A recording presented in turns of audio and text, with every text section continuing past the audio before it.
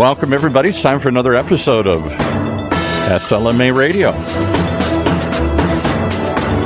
This week it's Revenue Rebels with our host, Rhoan Morgan, from the CEO of DemandLab. DemandLab being the sponsor for this program. Revenue Rebels will be hosted by Rhoan the first week of each and every month right here on SLMA Radio, a program on the Funnel Radio channel for at-work listeners like you. So let's kick it off. Hey, Rhoan. Hello there, Paul. So who'd you bring with you today? We have invited Tijana Muratovic. The title for today's podcast is Revenue Operations, and we're focused on how the role of revenue operations is advancing marketing and sales alignment. We're going to explore the impact of the efforts across business teams. And Tijana is the Director of Sales Operations and Enablement at Fiix Software. I'm really excited to have her joining. I can do a little bit of a background quickly by way of an introduction of Tijana, and then we can just dive into the conversation. Okay, well, let's go. Tijana and I we first collaborated together in 2014, and I'm really excited to be chatting with her again. You know, she's just an incredibly smart professional in this field. We worked together when MarketWired brought in DemandLab to work on some of their Marketo programs, and we were able to connect when some of those projects reached into the sales ops and the operations side of the house, right? So around CRM, lead lifecycle, the handover between marketing to sales, and that sort of thing. Her career started in marketing, which I also think is a really unique advantage, where she started off very early on using marketing automation with a real emphasis around operations and analytics. That is actually what led her into sales operations and enablement, found that really was her sort of true calling, if you will. Tijana is also the founding member of Sales Enablement Society's Toronto chapter. She's also a very active contributor to the Revenue Operations Network. So, Tijana, I'm really excited to have you joining us today. You've got such a strong history, such a great passion for building revenue functions and teams from scratch. I think this is going to be a really fun topic for us to discuss together. First of all, big hello to you, Rhoan, and to your listeners, and to Paul. I'm super excited to be joining today's podcast, so thank you very much for having me. You're right, it's been quite some time, 4 years and counting, so I'm very, very excited that you and I have a chance to collaborate again. Wonderful, cool. You know, what I thought we might do, actually, before we dive into the topic, is to define two of the areas that you specialize in.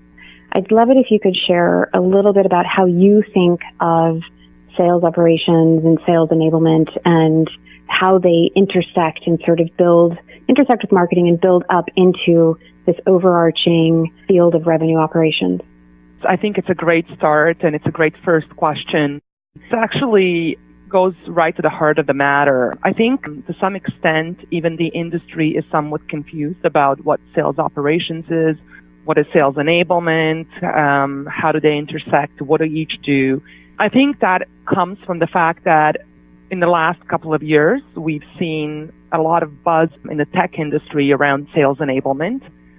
For those of you who kind of been following, you probably know that neither sales operations nor sales enablement are new concepts. I think they're just coming back into the focus, and I think that their scope is changing. Rapidly changing through the tech startup space, essentially. I have personally a slightly different view from what I would call majority of professionals out there. I view both of these sales enablement functions. They're both enablement to me, but they are on a spectrum. I don't necessarily think that they are one and the same, but I do believe that they're both in the service of what I define as true sales enablement. And let me give an example, Rhoan. On kind of one extreme is the operational things such as running a sales report. And people may think of that as, yeah, it's okay, it's just a sales report. But it really is a sales enablement when you think about that, because it enables the leaders and the reps and executives to understand better the business. On the other side of the spectrum would be things such as creating content for the sales team and running sales training. This is also a form of sales enablement, right? I view them as a spectrum, and one side is more the operational enablement of the spectrum, and the other side would be The extreme on the other side would be performance coaching. And for those of you who are a fan of Billions, which I'm a huge fan of Billions, there's a character by the name of Wendy Rhodes, and this is what Wendy Rhodes essentially does. She makes sure that sales reps working at hedge funds are always ready and at their best. So I would call that a spectrum, and I view this as all sales enablement.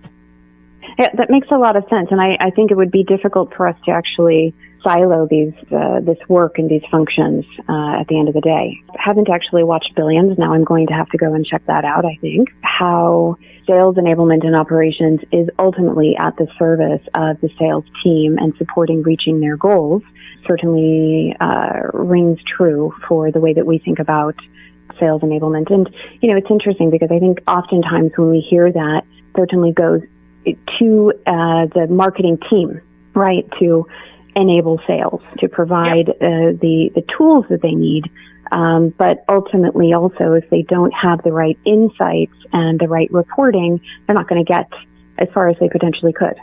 One of the things that I think is really interesting about your background is that you've worked on the marketing side. So you've got the experience on both marketing and the sales side in terms of revenue generation activities. Maybe before we go too much further, if you could share just briefly how your professional journey progressed.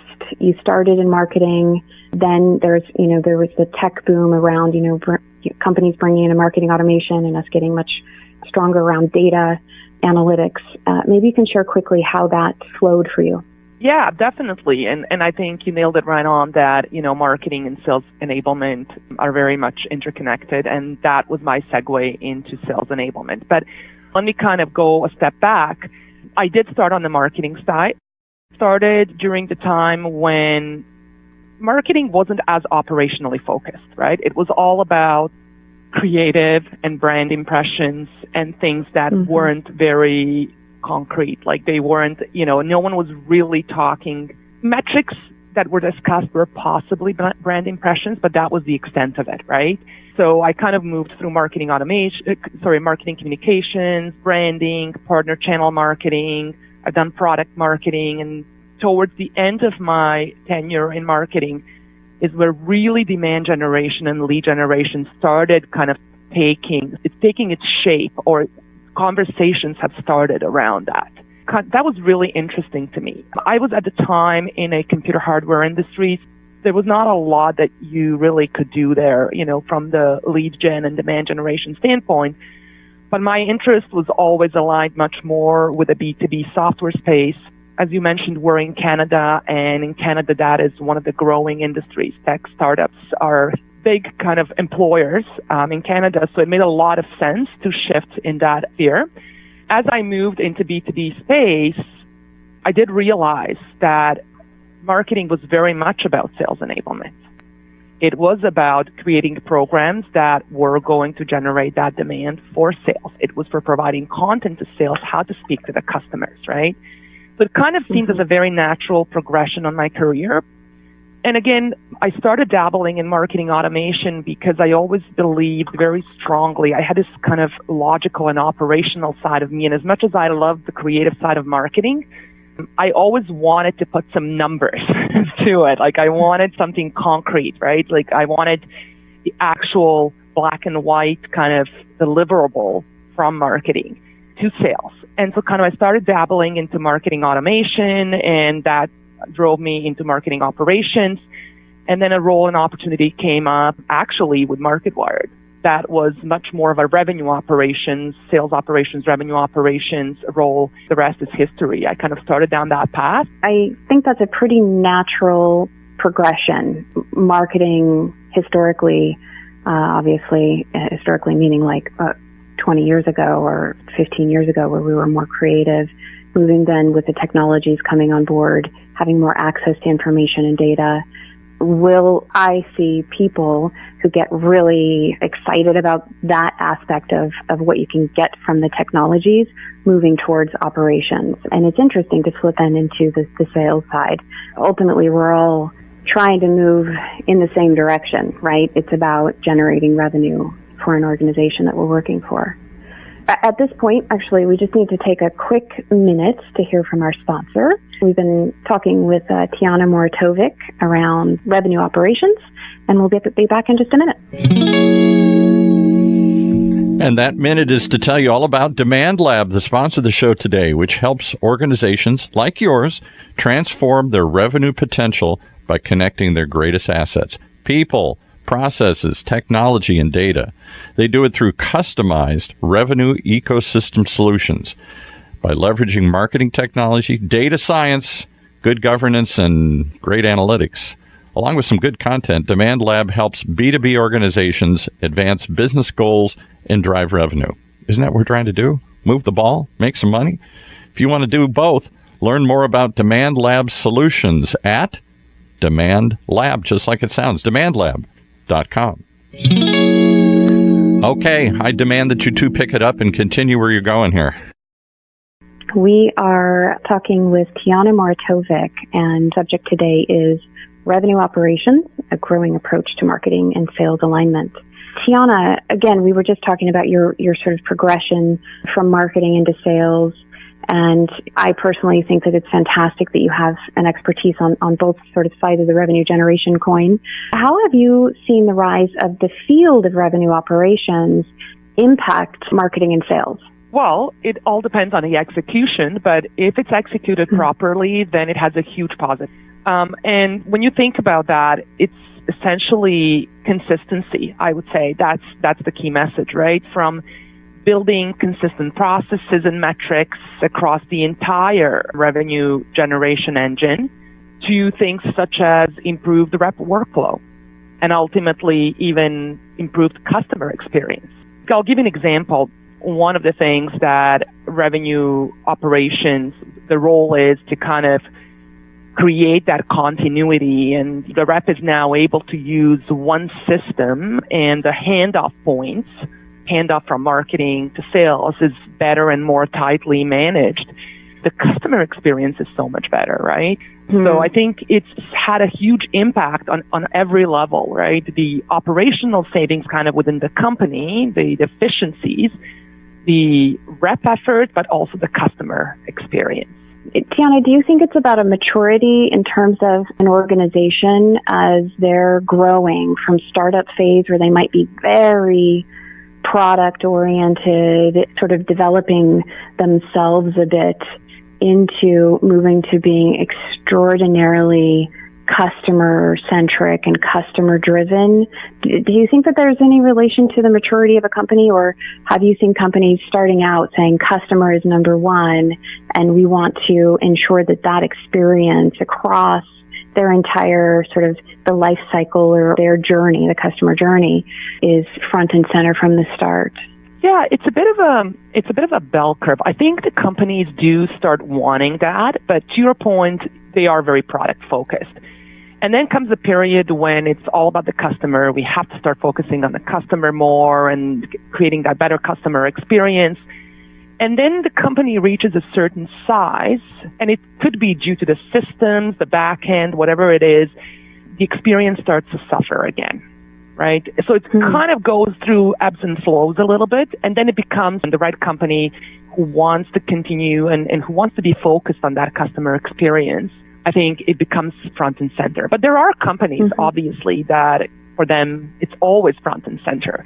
But I think for most companies, it's a bit of an ebb and flow. When you sort of pull that back into the role of revenue operations and revenue generation and, growing a company, what we've seen is that companies that are much more customer-centric will win at the end of the day. Yeah. Obviously you've got to have a good product, but how you're engaging with your customer and your audience is critical. And I like the idea of attaching that back into revenue operations. When you've rolled this out, and I know you've done this with a few different companies, what are some of the challenges that companies have faced in trying to get really to revenue operations? Yeah, I think the biggest challenge is still today the silos between marketing and sales.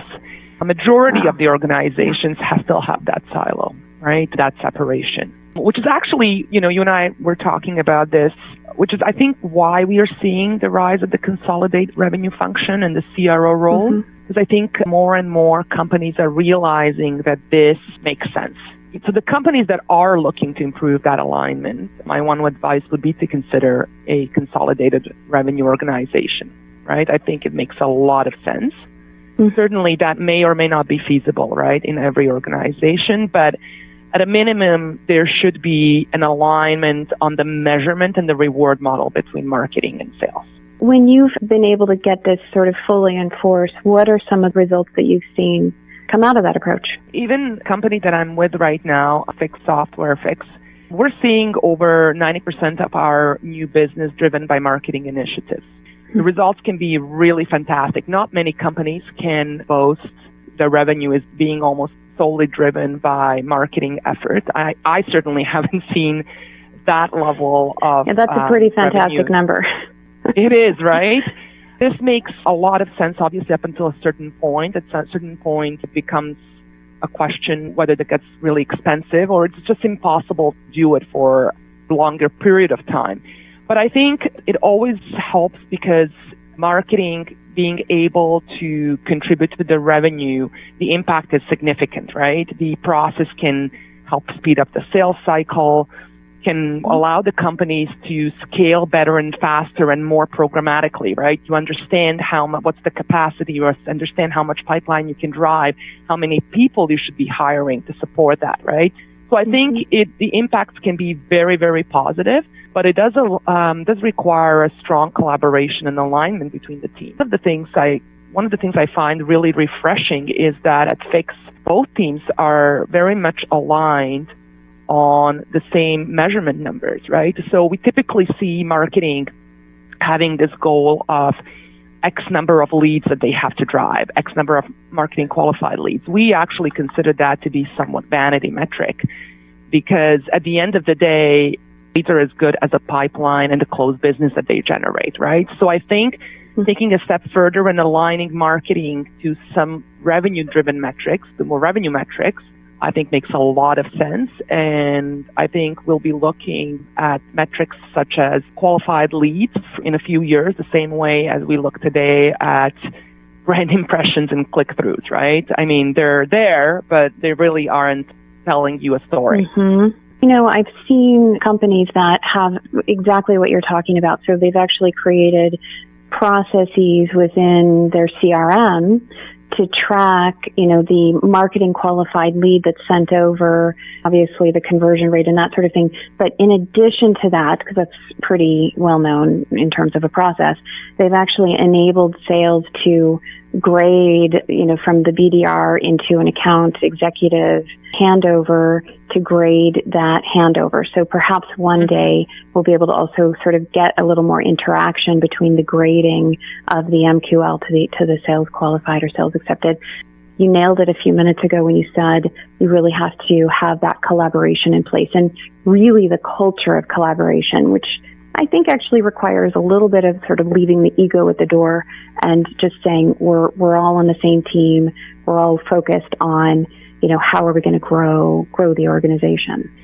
Yeah, when you asked earlier about the revenue operations impact, right? Like it's obviously very positive, but at the same time, it has raised the bar on accountability, right, for both teams. On one hand, marketing now has to kind of work on getting those leads, better quality leads that are actually going to generate the pipeline that is actually going to close into the sales' hands. But at the same time, sales has a responsibility, and they have the responsibility, to your point, to follow up on those leads and to provide that feedback loop back to marketing, right, on the quality of those leads and what are they seeing. Yes, that's what the alignment's about. It's basically two sides of the same equation, right? You get the stuff in, but then you also have to provide feedback out, right?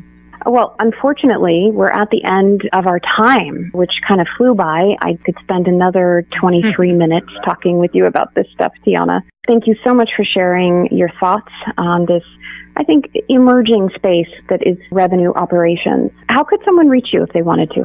LinkedIn. LinkedIn. All right. LinkedIn. I'm sure that Paul can put that up on the website at some point. We will definitely do that. Spell the name, though. Let's spell so we get nobody's fumbling around on LinkedIn here. Exactly. Sure. Yeah, it's a little bit it's It's a Serbian name, so it has all these lots of consonants and it's kind of silent letters. It's Tijana, and then last name Muratovic, Muratovic. All right, we'll put that up just so everybody who couldn't write that fast enough will find it here.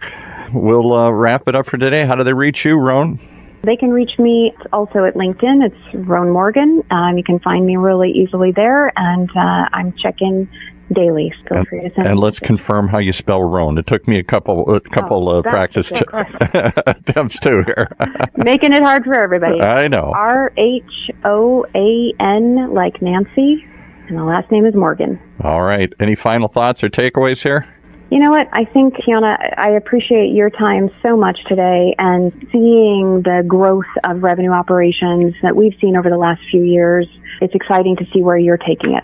Thank you very much, and thank you so much for having me in today's podcast. I really enjoyed it. All right, and with that, we'll wrap it up. You've been listening to another episode of SLMA Radio. We bring you a rotating series of programs, including this week's show with Rhoan Morgan and Revenue Rebels, a monthly program on the Funnel Channel for at-work listeners like you. Revenue Rebels, right here on Funnel Radio Network.